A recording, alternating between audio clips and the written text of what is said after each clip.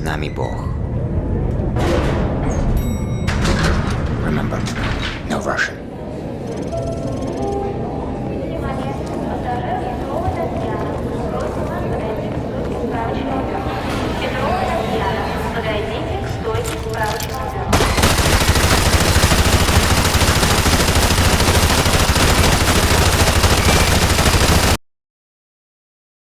There are a few moments in gaming history as controversial but still as popular as the No Russian mission in Call of Duty Modern Warfare 2.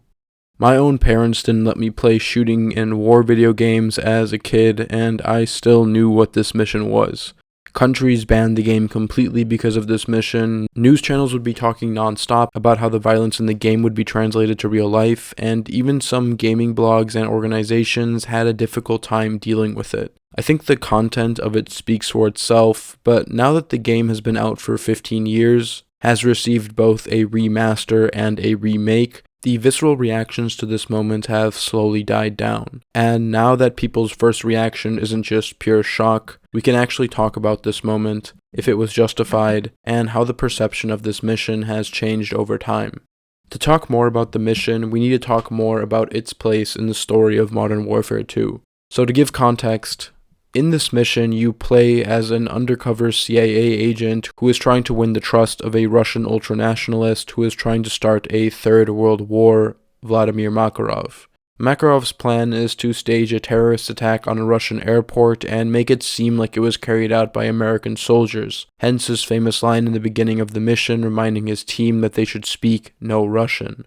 However, Makarov always knew that the character you're playing as was a CIA operative, and at the end of the mission, kills you so that the Russian government can find your body, discover the attack was carried out with the help of the CIA, and retaliate against the Americans. As a part of the story, I personally feel that the mission itself being included in the game makes sense. Modern Warfare 2 came out in a time when Call of Duty wanted to rebrand itself into something edgier and more serious. Since its beginning, Call of Duty had been a World War II shooter game, and with the Modern Warfare trilogy, the franchise wanted to rebrand and become taken more seriously. The stories did become a bit more complex and story-driven, but basically, instead of killing Germans, you were now killing Russians and Arabs. With Modern Warfare, more emphasis was put on how war had changed over time. The earlier Call of Duty games were your typical American soldiers versus German soldiers on a battlefield, but now you were American soldiers in a Brazilian favela trying to find weapons traffickers while trying not to kill any civilians. I'm kind of indifferent to this change because deep down I don't think Call of Duty or the people who make these games have anything they actively want to say about the world, more so that they're just Americans with an American point of view, so all of their games sort of fall back on Americans being the good guys against the rest of the world, yada yada yada.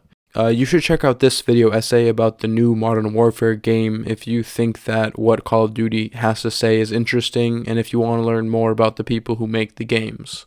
It kind of just always made sense that as wars develop, video games about wars would also develop, so to see Call of Duty go from battlefields in Europe to marketplaces in the third world, it didn't really feel that crazy to me. Also, the first Modern Warfare game had a literal nuke be detonated over a city, so it made sense that for the second game they would have to be bolder and even more shocking. And as terror attacks, such as the one in the mission, have become more frequent and have even led to major wars, it also makes sense that it would be included in this sort of story.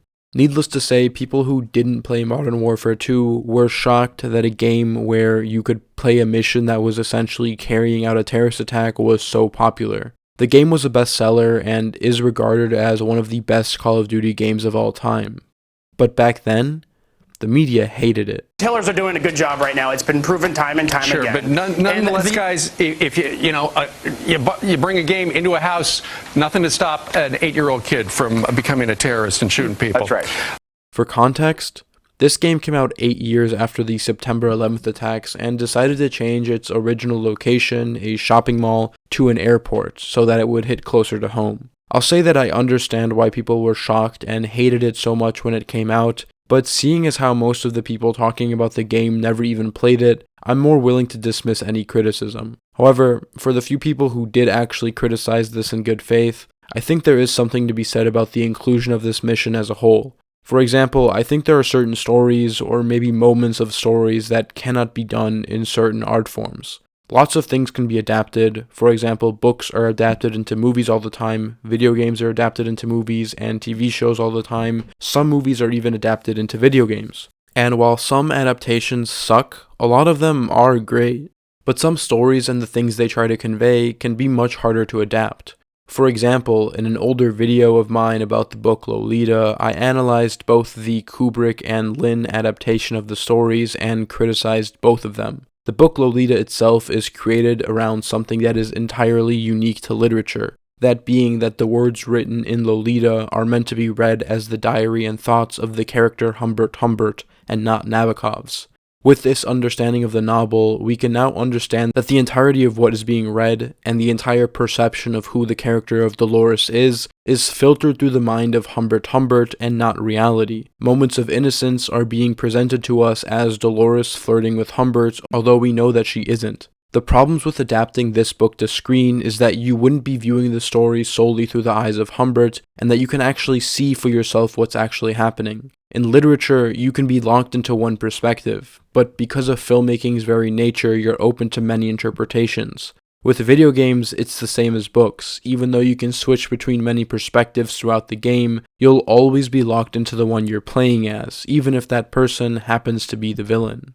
Take, for example, this exact same story and imagine it was part of a movie. You watch this CIA guy commit the terrorist attack, it's horrifying, and in the end he is killed. I think the scene would still be horrifying, just like in the game, but I doubt it would have gotten the same reaction, and a lot of it has to do with perspective.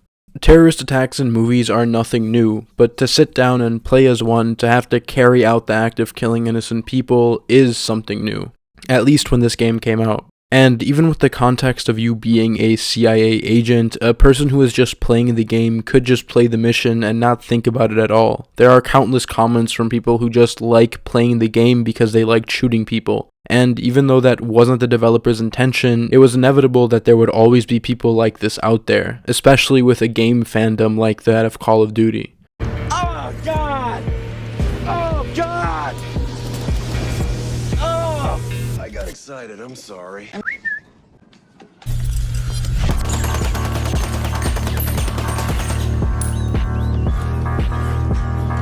I also think maybe this mission isn't really taken that seriously anymore. Some people on the internet have felt comfortable comparing it to the March 22nd terrorist attack that took place at the Crocus City music venue in Moscow, which is pretty fucked up, I think, because this has nothing to do with that. However, if you were to take the same scene and put it in a movie, the director has the ultimate say in how the events on screen are portrayed, which can force the audience that engages with the story to actually feel how the creator wants them to feel. And I'm not saying that this level shouldn't have been in a video game, because honestly, I'm not sure myself how I feel about this level, but I think it's something worthy thinking about when it comes to how you portray subject matters like terror attacks in the story of a game that's meant for entertainment. There is one last thing about this mission itself I wanted to talk about, because I do think it shows that the developers themselves did give the mission a little more thought than some would like to give them credit for. Typically, a mission in Call of Duty will just consist of you in an environment with some vague goal and lots of people trying to kill you. It's pretty fast-paced, and in some environments you are constantly in danger and have to keep moving. The developers gave an interesting interview saying that after the massacre at the beginning, the original plan was that enemies would come out and the rest of the mission would continue out like normal, with you shooting until you escape. Ultimately though, this was changed so that you would have to continue through the entire airport uninterrupted, killing civilians with no resistance until you reach the exit.